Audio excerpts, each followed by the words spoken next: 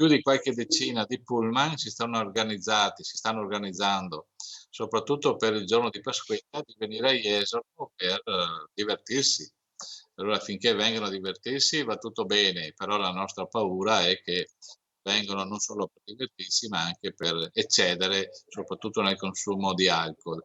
Torna l'ordinanza anti-alcol. A Jesolo per le festività pasquali sarà tassativamente bandita la detenzione e il consumo di alcol in luoghi pubblici. Solo nei bar e ristoranti e nei loro plateati ci si potrà bere. Il sindaco Valerio Zoggia vuole essere sicuro di contenere gli eccessi tipici dei picnic del lunedì di Pasqua. E quindi per evitare certi episodi ho ripetuto l'ordinanza dell'anno scorso che vieta il consumo di alcol in aree pubbliche, quindi strade, piazze, eccetera, dalle 22 di sabato 16 aprile alle 24 di lunedì 18 aprile.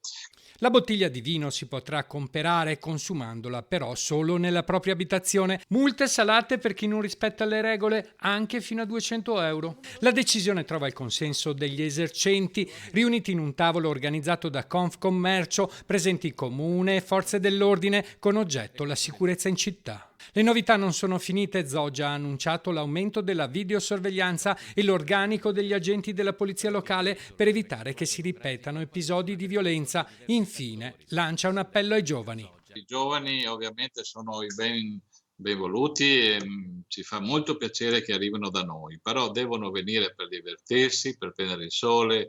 Venite pure ragazzi, ragazze, tutti chi vuol venire, però comportatevi da persone civili.